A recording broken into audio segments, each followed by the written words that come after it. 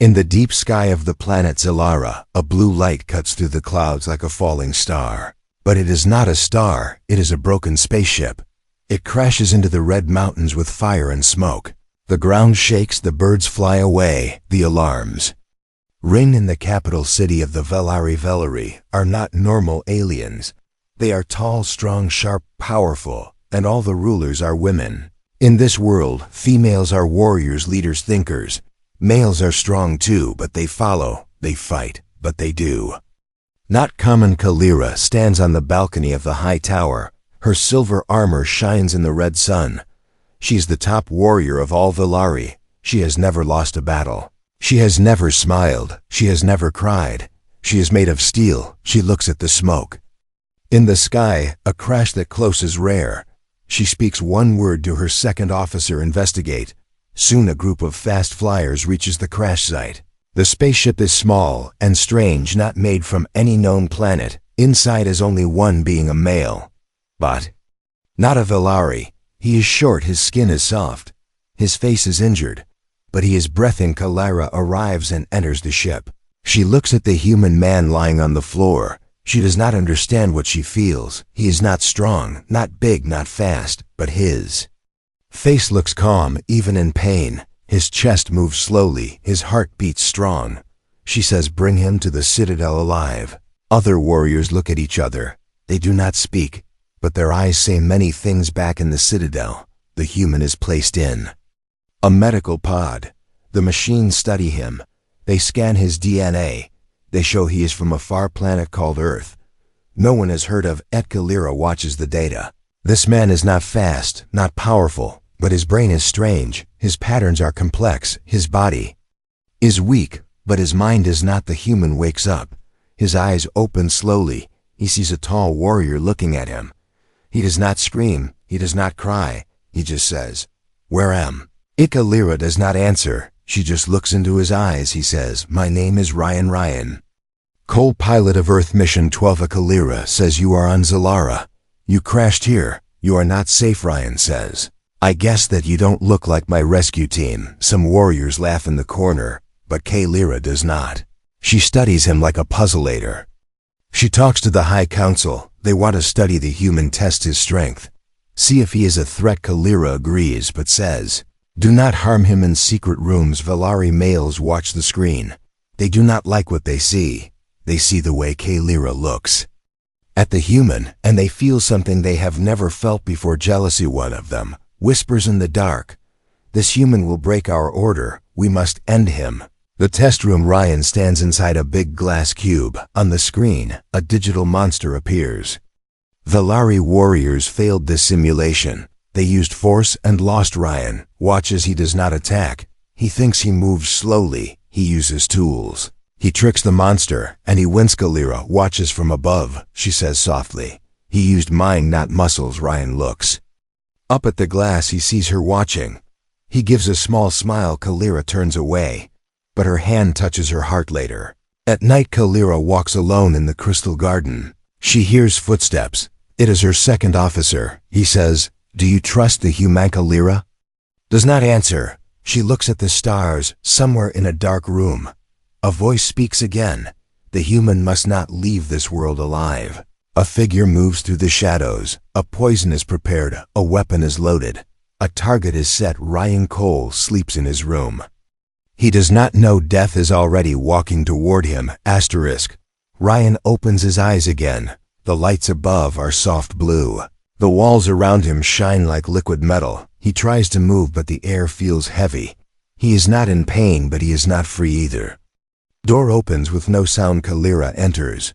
Her armor is gone. She wears a long dark robe. She looks less like a warrior, more like a shadow in firelight. Ryan sits up. He looks into her eyes. He says, "Where am I now?" Kalira walks closer. She speaks slowly. "You are inside the core lab.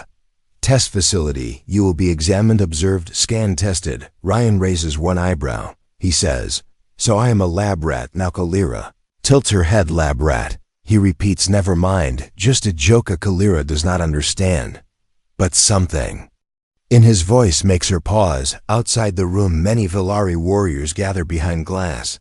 Most are female commanders. some are high scientists. Few are male officers who speak in whispers. They watch the human. They wait to see, is he strong? Is he fast? Is he worth their time? Ryan is led into a new room. It is cold and wide. Walls are white, floor is soft. There are no weapons. Only lights. A voice speaks from above. You will now face simulation 9. Survive.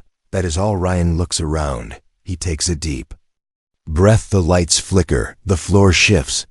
And the simulation begins. A giant creature appears, its body made of fire and steel. It roars. It runs toward him.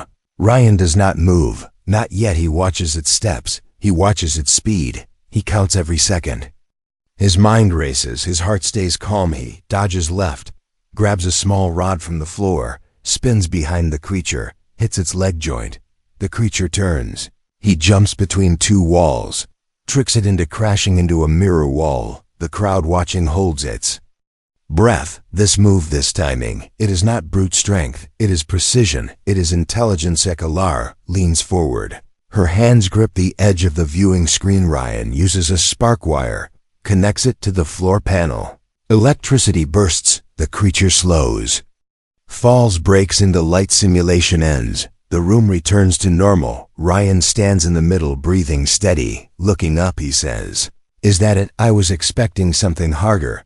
The watchers look at each other. No one speaks, not even the council head. Kalira turns away, but her eyes shine with something new.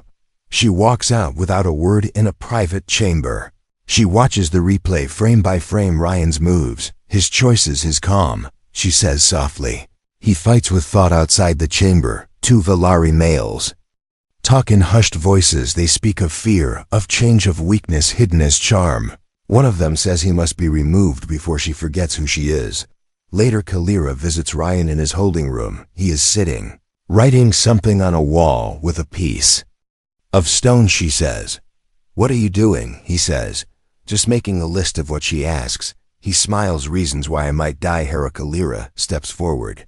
She says, "Why are you not afraid?" Ryan shrugs. He says, "Because fear wastes time." Kalira studies him. Every answer he gives is short but deep. Every word he says feels like more than sound. She says, "Our males are strong, but they shout. They show, they break. You do not shout. You do not break." Ryan looks up. He says, "Maybe your world is too loud." That night, Kalira sits in silence. She remembers every word, every look, every choice he made. And for the first time she questions her own world, far away in the shadows. The council meets again. One speaks. She is changing. Another answers. Because of him, a decision is made. A mission is set at dawn. The human will be moved. No witnesses, no questions. In the early dark, a transport arrives. Ryan is told to follow. Kalira is not informed. She is asleep in her chamber. The door to Ryan's room opens. Two male guards enter. Their faces are still. Their eyes are cold. Ryan stands, but he feels the shift. He knows something is wrong. He says nothing. He walks with them down the hall, through the silent wing, toward the black gate.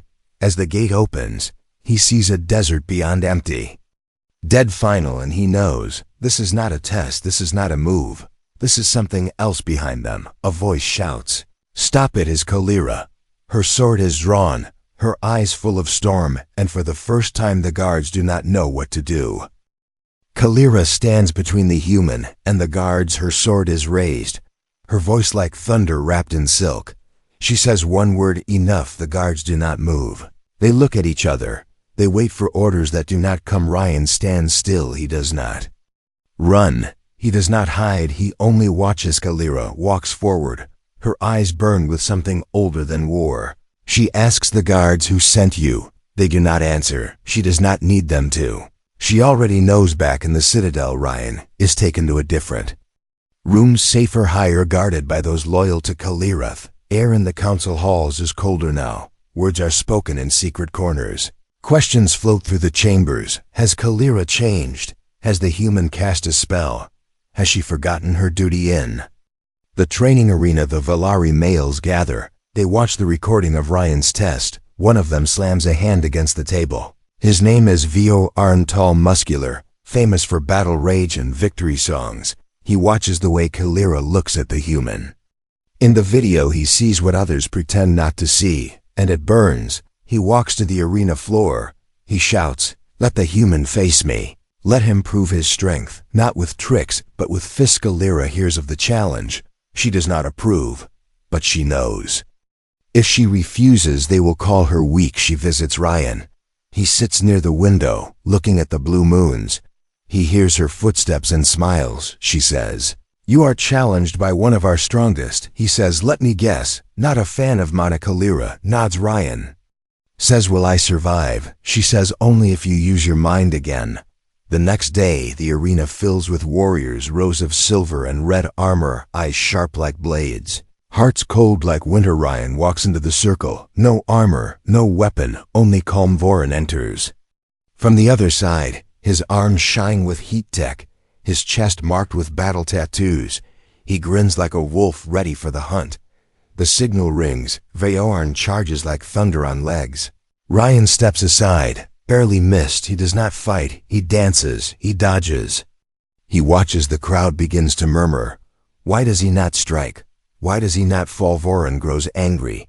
His swings get faster. Wilder. He crashes into the wall. Twice, 3 times. Ryan picks up sand from the floor, throws it into the air. The light bends. The dust floats. Voran roars. He cannot see. Ryan moves behind him, speaks softly. Anger makes you blind. The crowd goes silent. Galactic stands, her fingers curled, her breath held. Ryan walks away from Voran.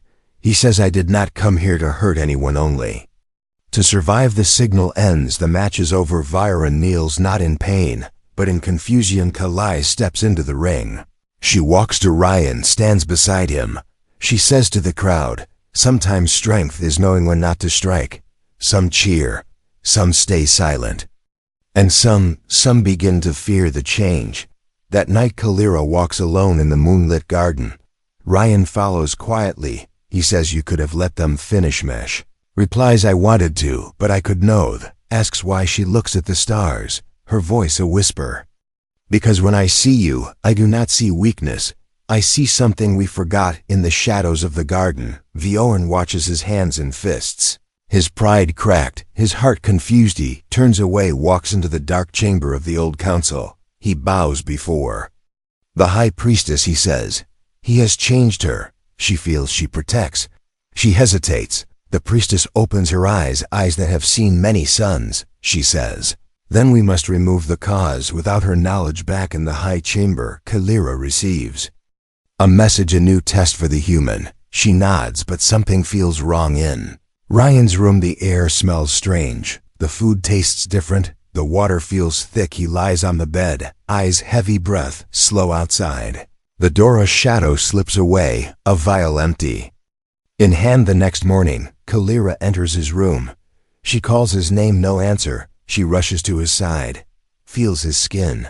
It is cold. His heart, it is weak. She shouts for help. The healers come. Machines beep, lights flash. The council watches from above. One says it is done, but Galactic holds Ryan's hand. Her voice breaks for the first time. She says, "Do not leave me like this." And in that moment, everyone watching knows this is no longer just about a visitor.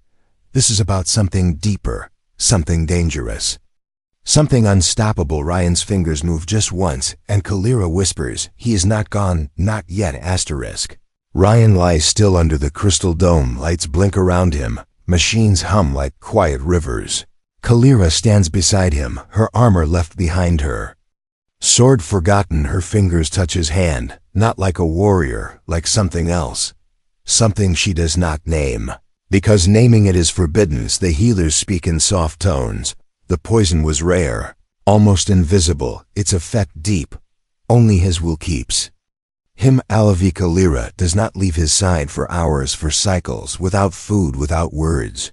Remembers every word he said, every smile he gave, every look that held no fear. He was not a soldier, yet he survived their tests. Not through violence, but through calm and kindness and courage. In the higher chambers, the council watches the scene. One asks, "What is she doing?" Another answers, "She is breaking the oldest laws in the Lari law. A warrior must be loyal only to duty. No love, no longing, no soft Eyes no secret care, especially not for an outsider. The high priestess speaks. If her heart opens, the whole structure cracks back in the medical chamber. Ryan moves again, his breath deepens, his eyes flutter. Kalira leans closer. He whispers, "Did I die?" She replies, "No, but they tried." He looks at her, not surprised, only tired. He says, "Then I am still a problem for your POP." Kalira says nothing. Her silence is an answer. Outside the chamber, rumors spread. Whispers move faster than light. The commander has fallen for the alien. She stayed beside him. She spoke to him like no warrior should. She looked at him like a bond had formed. Some feel shock, some feel anger, some feel fear. Voron walks through the halls, his face calm, his heart full of flame. He knows he lost something, but not a battle, something deeper, something he did not understand until it was gone. He trains harder now. He breaks steel walls with bare fists, but it does not ease the weight inside. Kalira walks with Ryan through the crystal gardens. He is weak, but curious. He asks about the flowers that glow, the sky that changes color, the birds that sing. And Kota Kalira answers everything. Not like a commander, but like a friend. She says, "Our world erased emotion long ago. We chose order. We chose discipline. We removed distraction," Ryan says. "And you forgot how to feel." Kalira looks at him, not with shame, not with pride, just truth. She says, "Yes." Ryan says, "So why are you helping?" Mesh does not answer right away. She touches a leaf that glows with her warmth. She says, "Because when I see you, I remember something ancient." They sit under the tall moon trees. Silence around them, but not empty, a silence that feels full. Back in the council tower, the high priestess meets with the oldest lawkeeper. She says she must be removed. He replies, "She is too loved by the people. We must be careful." The high priestess says, "Then we attack the root. We break the bond." At midnight, Ryan is called for questioning, a fake meeting arranged. He is taken to a private chamber, surrounded by stone and silence. A voice speaks from behind the wall. "You are not welcome here. You disturb the order. You twist the mind of our greatest warrior." Ryan says, "I did nothing but be myself." The voice replies exactly as screen lights up. It shows Earth, it shows humans, it shows war, greed, fear, anger. The voice says, "Your kind is no better than ours, just different masks." Ryan says, "We all have darkness, but we also have light." He is released but warned, his presence will not be allowed. For long. Kalira meets him outside. She sees something in his eyes, pain, but not fear. He says, "They want to destroy what we are becoming." Kalira says, "Because they fear it more than death." In a quiet room, she opens a locked archive. Inside are scrolls, holograms, old memories. She shows Ryan a story of a time before laws, before rules, when Valari were full of feeling and strong in ways they no longer understand. Ryan touches the old script. He says they erased the heart to protect the body. Kalira says, "But now the body is empty." Outside the chamber, someone listens, a council spy. He sends a message. They are not just close, they are dangerous together. The next morning, a new law is announced. All contact between Kalira and the human is now banned. The people watch, some nod, some stay silent, but some begin to wonder. Kalira receives the order. She stands before her commanders. She is told to obey or surrender her rank. She says nothing, takes off her armor, lays down her sword, and walks away. She walks to Ryan. He looks at her with the question he does not ask. She answers with only one line, "I would rather be human with you than hollow without you." Far above the city, the high priestess looks into the flame pool. She sees a future she cannot accept, a world led by heart, not fear, and she whispers, "Then the fire must rise before love can spread." Dark clouds gather over the citadel skies. Lightning dances across the horizon. The air feels heavy, not with rain, but with decision. Kalira walks beside Ryan through the lower halls, no longer wearing armor, no longer bound by law. She carries only a silent promise to protect him, to protect the truth. Guards watch them from a distance, their eyes unsure, their orders clear, but their hearts confused. Ryan senses the shift. He sees the eyes. He hears the steps behind walls. He feels the storm that hides beneath the silence. He whispers, "They are going to come soon." Kalira nods once, She leads him through a door sealed for years, a hidden path used only in war, its tunnels long, its air cold, its secrets older than the city above behind them. The council prepares. High priestess sits with her hands in prayer, but her words are not blessings. They are commands for removal, elimination, erasure of everything that cannot be controlled. She says love is a virus. Let the cure be fire. Vorin stands outside the main gates, his armor black, his heart heavier than steel. He watches the storm. He waits for an order, any order to go after them, to face the man who broke his place, to face the woman who broke his pride. Inside the tunnels, Kalira and Ryan move. Through shadows, their footsteps light, their voices low. She says, there's a zone beyond the mountains, forbidden for centuries. No one dares enter, because it holds the truth the council fears. Ryan says, then that is where we must go. The path is not easy. Old traps lie in wait, walls shift, lights flicker, but Kalira knows the code. Her fingers dance across ancient panels, doors open, paths clear. Ryan watches her, every move precise, every breath calm. He says, you were born for more than war. She replies, I was born to serve, but now I choose to live above ground. Soldiers search the chambers. Their voices echo through empty halls. Their scanners fail in the ancient passages. They speak through coms. No sign, no trail. The commander is gone in the dark. One soldier mutters she chose him over all of using the heart of the council tower. The high priestess orders the shadow guard, silent killers. No voices, no mercy. They are sent without return plans. Kalira senses the danger closing in. She speeds their pace. She says, we must reach the outer wall before first light. Ryan follows without question. He trusts her, not because she saved him, but because when she speaks, the world itself seems to listen. They reach an old gate sealed with living stone. Kalira kneels. She whispers a code lost to time. The wall shivers, cracks, and opens. Beyond it, the wild lands stretch like a sleeping giant. No buildings, no tech, only wind and rock and silence. They step out. The gate closes behind them, and for the first time, they are outside the rule. They travel through rough land, climb sharp cliffs, cross rivers that glow with quiet energy. Kalira moves like water, Ryan like wind, together like balance. As night falls, they find shelter under a rock arch, fireless, quiet. Safe. Ryan asks, what do you think they will do now? Kalira replies, they will chase, they will lie, they will erase every trace of you and me. Ryan smiles. Then let us leave a truth too loud to silence. Far behind, the shadow guard finds the empty gate. They scan for heat, find nothing, but one of them kneels, touches a small stone. It holds a symbol, an old mark of unity. He sends it to the council. They do not speak, they do not blink, but their rage moves like cold fire. The high priestess says, then we burn the wild lands. Back in the shelter, Kalira opens an old map. Her fingers point to a place marked with warning signs.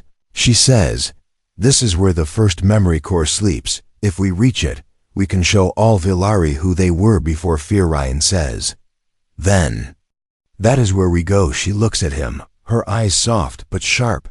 She says, if we are caught, they will not separate us.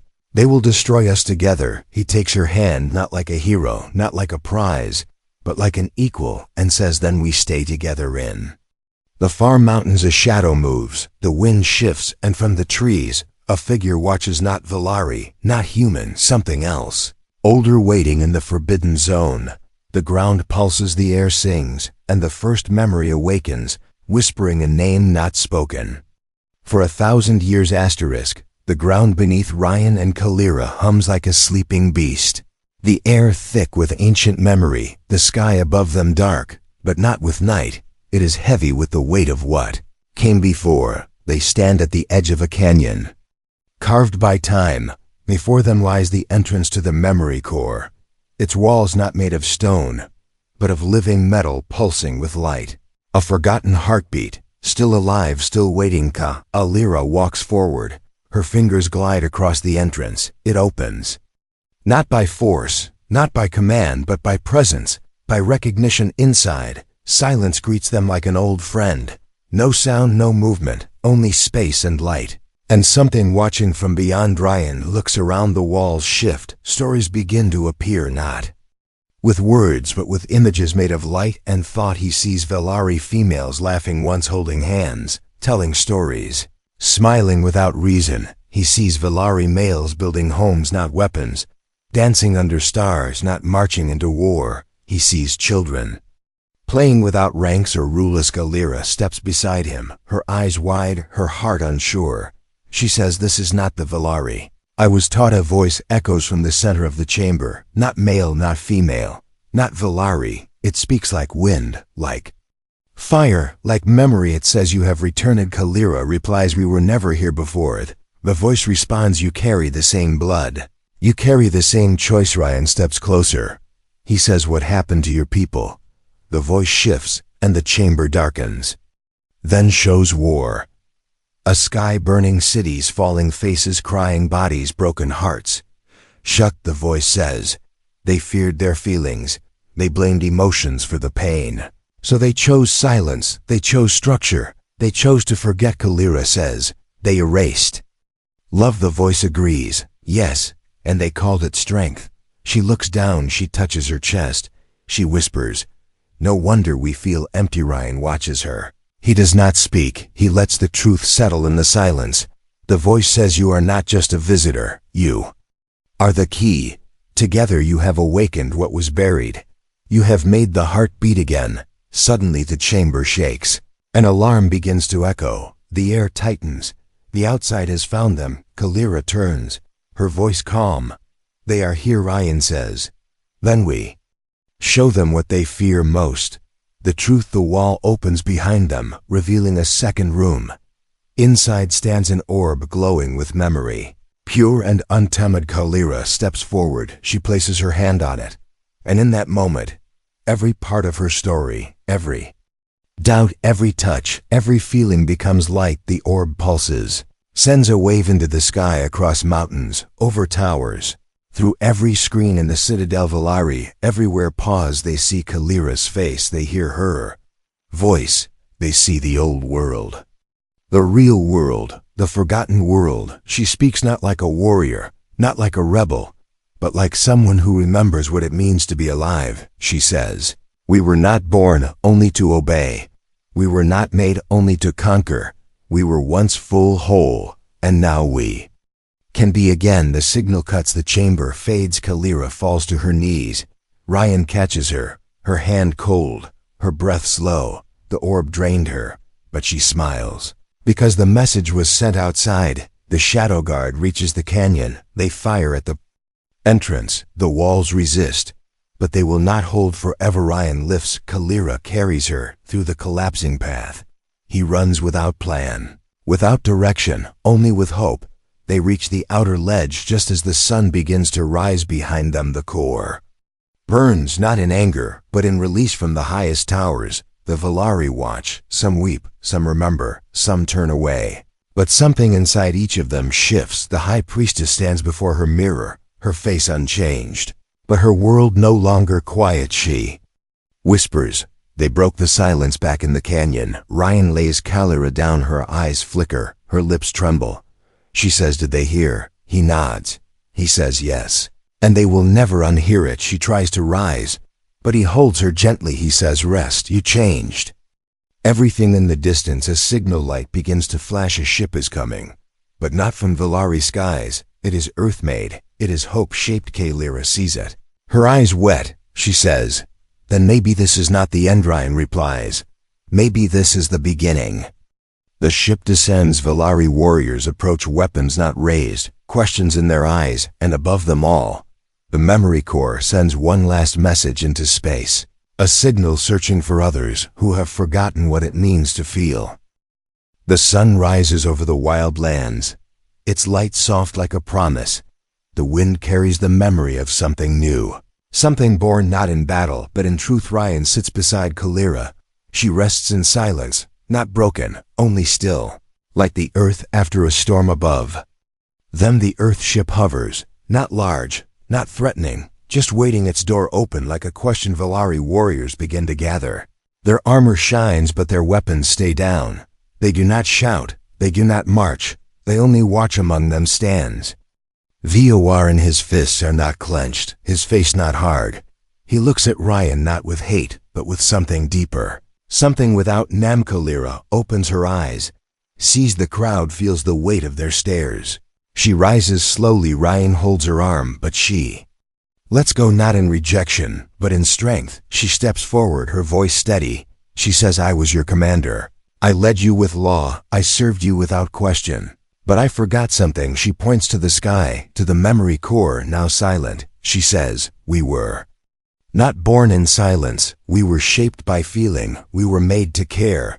The warriors do not move, but their hearts shift, like ice touched by warmth. Galira walks to Vioan, stands before him without armor, without shield. She says, you were my rival. You fought for place, for pride. I do not ask you to follow me, only to remember who you were before fear. Voran looks at her, then looks at Ryan. He nods once and steps aside. The path clears. Galira turns to the crowd. She says, we have a choice. We can burn the truth, or we can build with it. We can erase the past again, or we can rise with Ida. Young warrior speaks from the side. She says, what if we do not know how to feel? Galira replies, then we learn together. Ryan watches all this unfold, not as a hero, not as a savior, but as a part of something larger. He feels the pull of his ship, his people, his world. But he looks at Galira, at the warriors, at the land, and he knows something inside him has changed. The high priestess stands in the highest tower. She sees the shift. She hears the voice. She feels the future coming like fire. She turns from the mirror, walks into the chamber of silence, and says to no one, then let the old order end in the valley. Galira walks with Ryan to the Earthship. The pilot waits, surprised, confused, but silent. Ryan stands at the door. He looks back at the Valari. He looks at Kalirish, says, you can return. You can leave this behind. He says, I do not know where I belong now. She says, maybe belonging is not a place. Maybe it is a person. He takes her hand. No words, just a choice made in the quiet. They turn away from the ship together. The pilot sends the signal. Mission complete. Subject alive, but staying above the planet.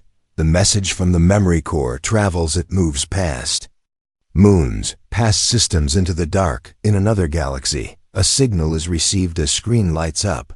An old AI reads the code and reawakens back on Valari. The council dissolves, not in fire, but in silence, because sometimes endings do not need war. They need only truth. The warriors begin to build new chambers, not of control, but of connection. Voran trains with new warriors, but he teaches them not just how to strike, but when not to. Children play near the crystal gardens. They laugh, they sing, they cry, and no one tells them to stop. Galira and Ryan walk through the fields each day. They do not rule, they do not command, they only live. Side by side one night under twin moons, Ryan sits by a fire, Galira beside him. She says, when I first saw you, I thought you were weak. He smiles. He says, when I first saw you, I thought I was finished. She laughs. Not like a warrior, like someone who finally feels free. He leans back, looks at the stars. He says, do you think others like us are out there? She says, if they are, they will hear our story, and maybe they will rise too. The wind carries their words into the sky, into the soil, into memory, not just the memory of a people, but of a world that dared to change. This was not just the story of a human and an alien. This was the story of two hearts, two worlds, and the moment they remembered what it means to feel, to choose to love. And from that moment, a new world rose.